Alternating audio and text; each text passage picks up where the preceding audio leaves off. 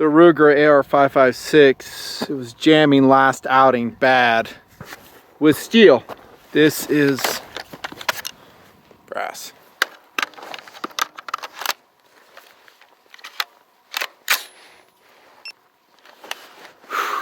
Make sure I'm in frame.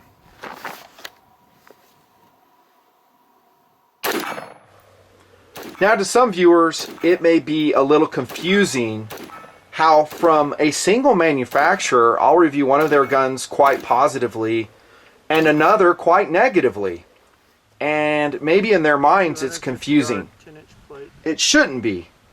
Understand this, and this is where I'm at after officially doing TMP for 10 years, not to mention the decades of gun testing on my own with my buddies decades prior, is that no manufacturer gets a pass and no manufacturer automatically impresses me. If a gun rolls in, it's from SIG, let's say, I'm not going to go, oh, it's SIG, it's going to be awesome. Some are awesome, some aren't. Same with Ruger, same with Smith & Wesson, same with any manufacturer. So what you get is just, you know, the data. You get the data. So whatever the data is, along with my own personal preferences and integration in systems, that's what you get. That's what you're getting ready to watch. You know, this is my tabletop on the Ruger AR556. And check this out. Overall, I think it's pretty excellent. It really doesn't surprise me that much. There's an asterisk next to that, and it's substantial. You'll see footage of it probably prior to when I talk about it. It did have some hiccups. But overall, the gun is good. Good to excellent. And it doesn't surprise me because I talked about this in a booth review, a self-service booth review, my preferred way of doing it now, at SHOT Show. And I looked at it and I go, this gun is good. About damn time, too. That's what I said. I mean, where was the AR556 15 years ago? I mean, it should have come out in 2000, 2001. Same can be said for the Glock 43. I mean, damn, where was the Glock 43 in 1998? You know, as it is now, we're looking at the AR556 as being kind of a Johnny-come-lately, which it is, to the world of what are called bargain AR-15s. Now, you guys who have watched TMP, subscribed, do all the thumbing up, thank you so much, by the way, and the sharing of my videos, and actually watching the videos, you guys rock, know this, that my standard for the longest time for a value, and I'm just using that term, AR-15, is this one. The Smith & Wesson MP15 Sport. It's not just an excellent high-value AR-15, it's just an excellent AR-15. Forget the price point. That's how good the MP15 Sport is. And man, have I shot the gun a lot. This is our MP15 Sport. This is a loaner. And you can thank the entity at the top for that, by the way. Thank you very much, because they're the reason that this gun show in TMP is freaking cruising right now. Because I'm able to get these loaners, able to go out and do this run and gun and this high-speed testing and streamlining the acquisition process. It's difficult because I don't own a gun shop. I'm not an FFL. It's difficult. Thanks to them. Support them. Buy guns from them. Buy anything from them. Tell them thanks. They're the reason this is sitting on the table right now, the AR556. So Ruger likes to make money just like everyone does, manufacturers especially. And they look at the competition like Smith & Wesson. They go, what are they selling that we are not competing against directly? Interesting, right? It makes sense when you hear that, but no one ever says that. But I like teaching my viewers about marketing, about why things the way they are in the world, and in this case in the gun industry. So they see the MP15 Sport and maybe the DPMS Sporticle selling like crazy, and they go, we don't have a direct competitor. The SR556 isn't it? It's too expensive. It's piston driven.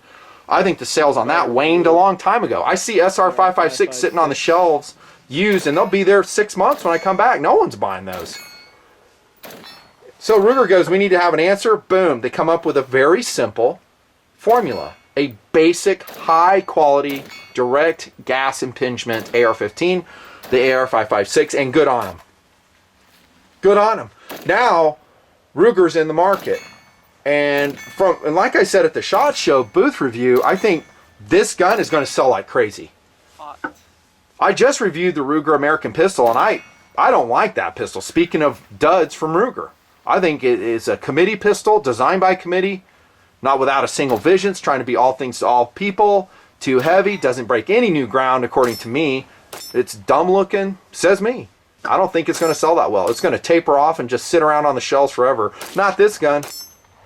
I think the AR556 is going to continue to chug in sales. I think they're going to come out with different models of this gun because it is so excellent. Because it's selling. You know, it's really easy to know if something's selling because they come out with new models of it. Look at the Ruger 1022. How many different models have they come out with? Anniversary editions, distributor only exclusives like Tallow, wood stock versions, polymer stock ones, stainless steel tactical versions. Why? Because they sell. They're making money off it. You'll see the same thing with AR556. Hey Ruger, I recommend you come out with an SPR version. Special purpose rifle. Call it the Ruger AR556 SPR. 18-inch barrel, mid-length gas system, super lightweight free float handguard. Not that crap you've been putting on the SR, by the way. Just saying. Something good. Midwest Industries, something like Bravo Company does. There's lots out there now. Something thin and light. Nice trigger. Really nice trigger in it. Boom. SPR. It'll sell like crazy. Crazy. I mean, maybe put a different, comp on it. Not an A2 or the Ruger's interpretation of an A2. Interesting, right? It's going to sell like crazy. This is modeled, by the way, 8500. I was really thinking, do I put the MP15 Sport on the table? Because I've given it a lot of free press. I reviewed it about 4 years ago. It's still, like I said, a standard in this realm. And I do have some other high-value AR-15s. Stay subbed. Watch all the videos come out. You'll see them. Different options. I'm really trying to, by the way, put more ARs in my AR-15 reviewed playlist. I'd love to have a lot more in there for you guys so you can click around, get more information. Or if you've bought it, which most of you have, you just feel good about your purchase. Sometimes I'll make you feel dumb about your purchase. I will. You will have bought it without watching a review on it yet, and I'll come to the table. Not this gun, for the most part, and you'll go, damn, I kind of wish I didn't buy that. It is what it is, dude. Each gun is its own animal. Like I said, no manufacturer gets a pass. I'm not a fanboy of any manufacturer. No one. Not Glock, not Sig, definitely not Ruger. Just the way it is, dude. Philosophy of use on the Ruger AR556 is standard. Any questions? Couple rounds. Crickets. Good, you guys get it. Everything I've said about that one can apply to that one, of course. With the obvious thing of when money is tight, or if you want to buy multiple AR-15s. I don't know if I've ever said that before. I may have. So you can't go out and spend $1,500 on one AR, $1,200 on one AR, but you go, hey dude, I can spend $600 on 2-3 ARs and maybe put one in the cabin, one in the truck, one in the bush plane, one in the Zodiac for water operations. Maybe you do that. So that's another great reason to have a cost-effective AR-15. I think you guys get that. Let's go on to SAWC Design and Ergos. I'm going to start right here. This is a fun review, by the way. I'm excited about it. I don't know if I've said this, but I really don't mind the 4-position M4 style standard stock. It's good enough for the military, and they still run it for the most part. Yeah, they have different ones too, but standard troopers running this one. Hey, if you don't believe me, if you think I'm just blowing smoke, what'd I say in this review, dudes? What, you didn't see the MP15 Sport, nutnfancy GRV? Go watch it, catch up. I said, I don't think I'm going to swap anything out on this gun. And here we are 4 or 5 years later, I did exactly that. I didn't take the grip off, standard A2 grip. Same exact stock that's on the AR556. Yeah. Didn't do anything with the trigger, which, by the way, is superior to the AR556. It is. The Smith & Wesson triggers, their stock triggers are so good, you just go, well, I don't think I'm going to replace that. This one I would. Let's start there. Might as well. So shooting this gun, I found out very quickly, chamber check. It's a standard AR trigger, mil-spec trigger, about 8-pound pull. It's not awful, it's super reliable, super tough. And yeah, I would replace it when money would allow. So if money's tight and you go, well, I don't have money for, I don't know, let's say you're just going to go crazy. You're going to put an AR gold trigger in it for what are those, like $250? I love the AR golds, and there's so many. I wonder if it's a Timney for $200 or whatever. First off, the thing I'd ask is, if you're going that high on a trigger on AR556, why didn't you buy a better AR? Right? Some guy's surprised that they'll go buy a piece of crap car and then put all this money in rims, paint job, motor work. I'm like, why didn't you just go buy a nice car to begin with? Maybe do some minor modifications instead of overhauling the whole thing. That's guys do. We've all been down that road. We kind of look after the money we spent on a basic AR and we go, what? Maybe I should have just bought a freaking Daniel Defense or whatever, you know? Distributor exclusive gray. It's just a thought. I would replace the trigger, and I'd probably replace it with a Rock River Arms, you know, trigger kit. They're what, 110 bucks? Easy. Ruger's coming out with AR triggers. Maybe put it in there. You don't have to though. You can shoot it fine. Standard enlarged trigger guard. I like that. Hogue rubber pistol grip. I probably would not swap that out. Insert my philosophy on rubber covered tools here. And a dude in one of my reviews, what was it? I talked about rubber cover tools, and the obvious reference is condom, of course, and I didn't even think about that when I said it on camera. He goes, yeah, I hate rubber cover tools too. So I gave him a kudos. Like, that's pretty funny, dude. That's pretty funny. I love your guys' sense of humor. You make me laugh, and I like laughing. So I probably wouldn't replace that. Here's a castle nut. It's not like heavily staked, and I don't freaking care. You know, I'm not going into a Fallujah house to house with this thing. If I was, I still wouldn't care. I'd just crank it down before I went into battle, make sure it's tight.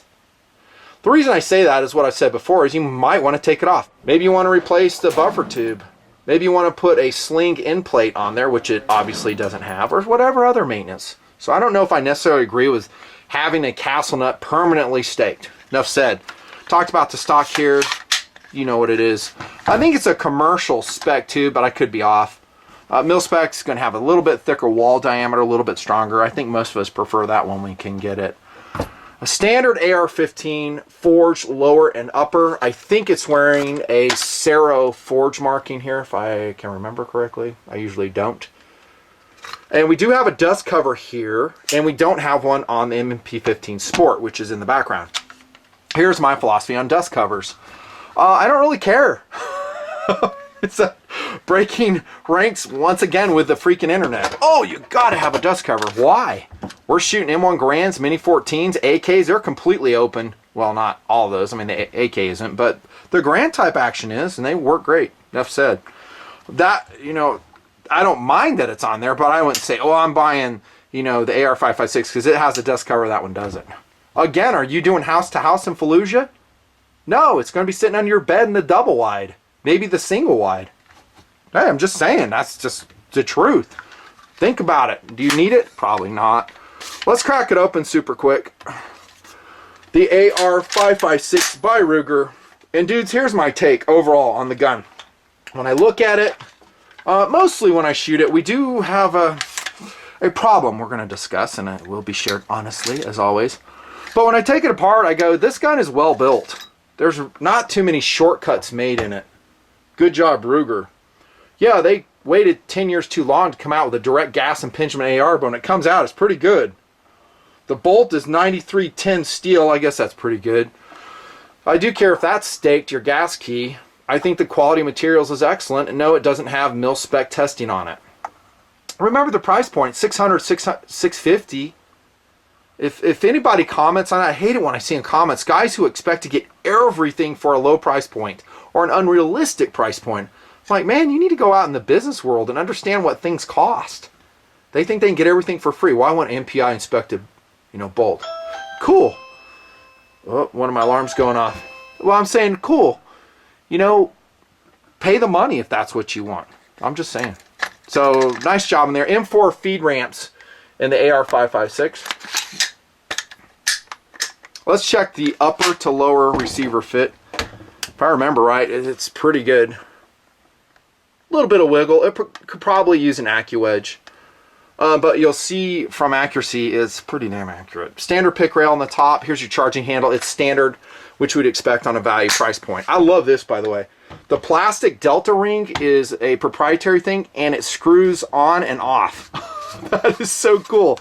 I don't know why anyone didn't think of this before. I mean, I always have to go get the Delta ring tool when I'm popping off a standard handguard, which honestly in my system are pretty rare.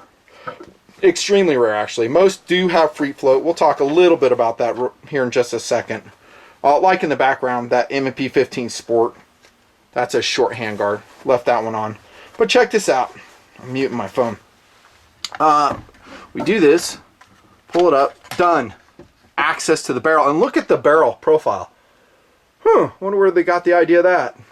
This gun, the MP15 Sport, has a barrel profile identical.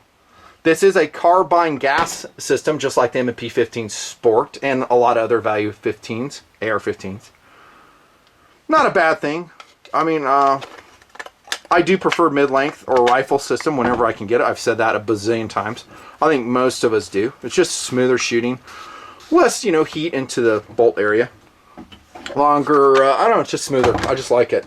But then you just tighten that delta ring up. Cool. Now it is plastic, not aluminum, if that's important to you. So, you know, look at it. If you think you're doing, you know, armored vehicle operations, maybe the AR556 isn't the right choice for you. This has a slimmer profile polymer handguard on it, just like that one does. I don't mind them. It's not free-floated, and I did say I would do a super brief discussion on it. Here it is. Notice for this one, did I ever put a free float on it? No. Going back to what I said, I just left it stock. I mean, the way this shot, and actually this shot, I don't think you need to free float it. They're super, super accurate. I would call both of these guns, the MP15 Sport and the Ruger AR556, in my shooting, supremely accurate for their price point. I mean, forget price point. They're just very, very accurate. Out shooting $1,500, $2,000, even $2,500 ARs all day long. I'll show you the paper here in just a minute. This is an interesting gas block right here. It's aluminum and it's CNC milled. You see some serrations on the front. Do you know why they have to do that? And it's F height, in case you're wondering, for co-witnessing optics. The reason is because this is going to be an anodized piece, and though they tried to put a matte anodizing on it, aluminum isn't like this, like you see on the MP15 Sport. That's a forged aluminum front sight base, I should say. And that part's really good, so there's no reflections coming off that. But when you get anodized aluminum, you will have reflections on it unless you do what they did. They just serrated it. So kind of cool. Standard AR-15 sight post there. I didn't evaluate the iron sights. You see it right there. So it does come with BOIS, which is super awesome. I mean, it kind of looks like MBUS. It's not. It's their own thing they're doing, but it's included and it's awesome. And obviously it's fitting underneath my, what is this, a 3x9 Burris. Great all-around AR-15 scope. I love it. And the mount on that is something I forget, but I like it too. If I remember, I'll tell you. I may annotate it, but then again, maybe I won't. Bayonet lug on there. I love that. My, how things have changed at Ruger. Do you remember the dark years when Bill Ruger was alive, they just like, oh, no, we can't have military features. It's around the assault weapons ban, 94 time frame. It was just, man, us gun guys were freaking pissed at Ruger. And it was basically Bill Ruger's influence. He's a very traditional gun guy, bless his heart. He did so much great things for the gun community, great design work, but he wasn't really a tactical guy, and the company was stymied because of it. But now that he's passed, I've said it in past reviews, we're getting this. We're getting a gun for one, and then we get super cool in-your-face protection, anti-protectionist features like a bayonet lug, which I don't think anybody's going to use, but it's just nice. It's cool. There's a QD cup there if you need it. Then we have a rear sling mount standard back here. I would probably put a sling plate, a single point sling plate on this gun, because naked with just nothing, or maybe a super lightweight like Lancer 30 round magazine in it, 6.5 pounds, about 6'7" with the mag in it, empty, no optics, no mount, no sling. That's light. Same weight as that one. It's light though, which it should be. I mean, we got no metal on the handguard, right? It's a 16-inch barrel. It's a carbine length gas system, so it's saving weight whenever it can, although you're still getting that super thick barrel. But it looks good. I like the front sight base, the milling of it. Nice thick barrel. 1 in 8 twist. Good job. Cold hammer forged 4140 black oxide coated barrel. No, it's not chrome lined. I shared my philosophy on some other stuff like the stock. Here's my philosophy on chrome lining. I really don't care these days. The reason is because a non-chrome lined barrel is going to be more accurate. And I don't think most guys are going to put enough rounds through it to make chrome lining worth it. I don't think they're going to be doing saltwater ops. And on and on and on I could go, saying grounding guys in the realistic rounds counts they'll be doing.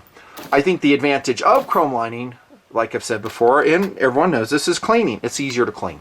That is an advantage.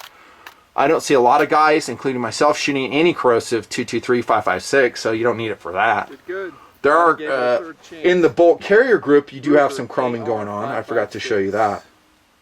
But, you know, they're saving some money there. But it's nitride, black oxide, I should say, coated. And then it takes it to the barrel. That's their own interpretation of the A2 flash hider. It's a la Mini 14, pretty much. Would you leave it on? Yeah, just like I left it on that one.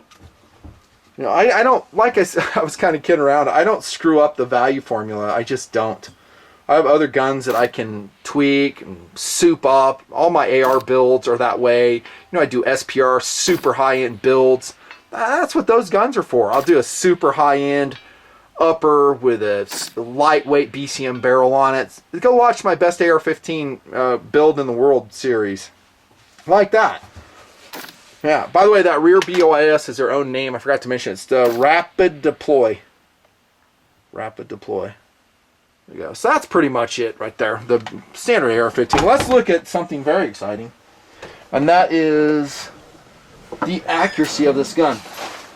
I did tell you it's excellent to phenomenal. I will stick with that. I have some paper here I have to sort through. Let's look at this. Boom. This is 69 grain gold medal match with a Ruger AR556. That, my friends, is a sub 1 inch group.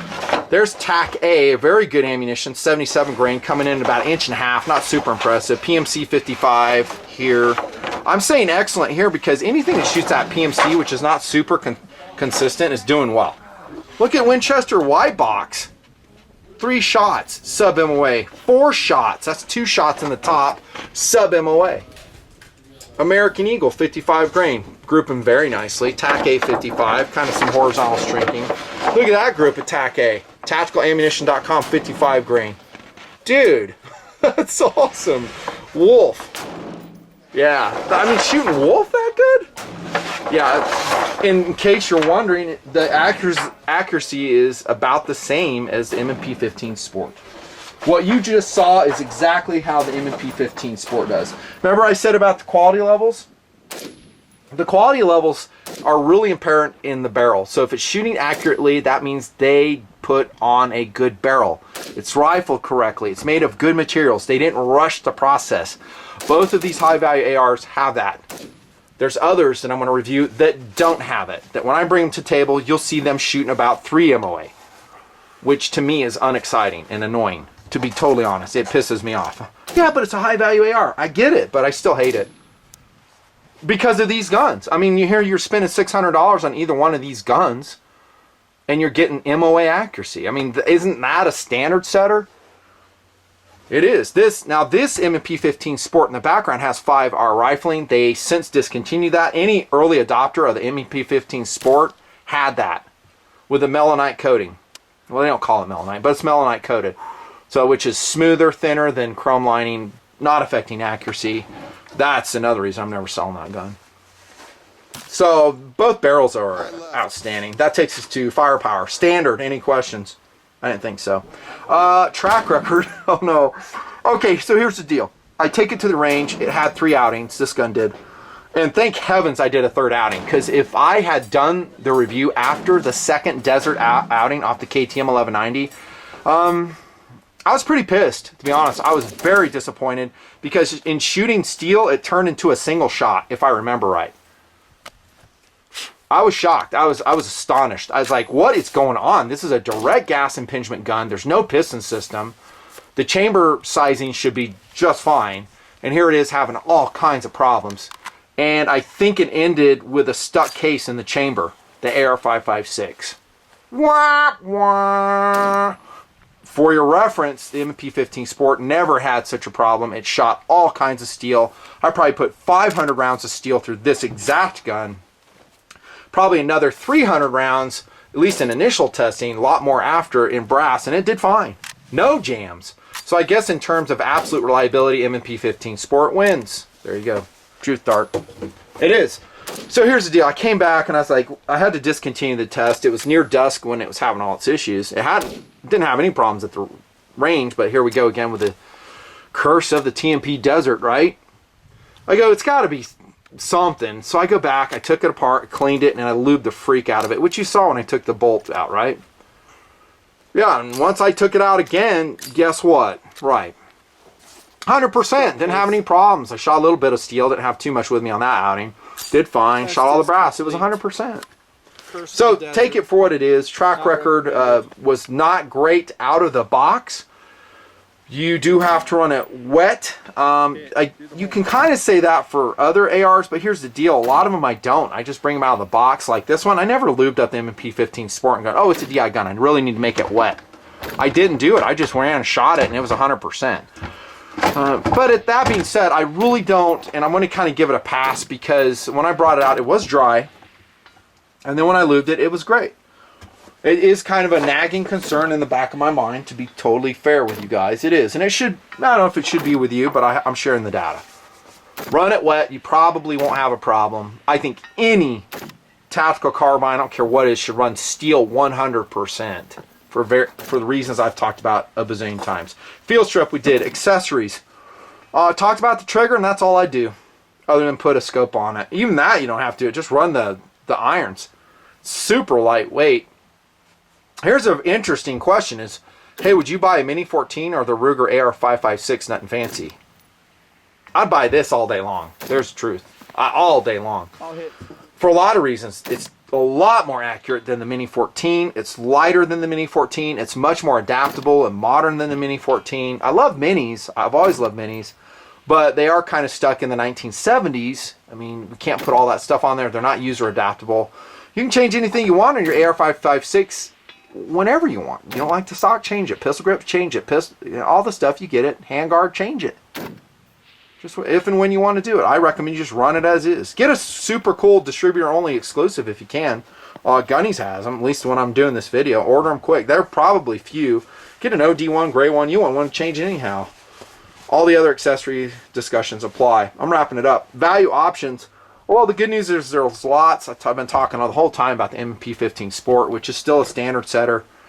It too has the awesome bayonet lug, FYI.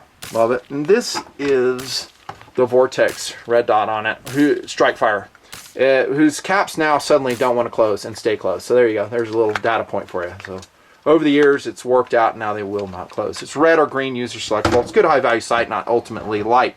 What I'm running red dot now is Holosun, dude. All day long. And there's some other good ones too. I don't mean to just act like Holosun's all it. It's not. Hey, here's that receiver plate I put on mine. Single point plate. I mean, they were like $9. And this is what I'm talking about. So I didn't want a steak castle nut, put that on. Now, this is a great single point gun because it's so lightweight. Right? MP15. Just saying. Other options. Adams Arms, a piston gun. Some of them are pretty high value, and I think they're pretty excellent. I think Delton makes a couple. We talked about the DPMS Sporticle. Palmetto Armory's making them, and all kinds of minor brands are out there, which are super high value and pretty excellent from what I know. Stay tuned. You may find that it's not the way. By the way, the watch for this review, at least on my left wrist, is going to be the Casio dive watch, whose band I replaced, and this is model number, very cool watch, NTD 1079. Check that mini watch review and an AR-15 review, with a Barton silicone gray band. Awesome. This is my fitness watch right here, in case you want to track stepper. It's a smart watch time model number. So overall, I'll recommend it. I will. I'm going to give it a little bit of a pass for that, and since it ran so well, actually it was yesterday when I went out again in the desert, then, you know, it's good. And here's another thing, is I hear a lot of guys are having nothing but 100% reliability with their AR556s. I really wouldn't hesitate buying one, and you're just going to kind of have to decide between these two. They're both total wins, Nut and Fancy.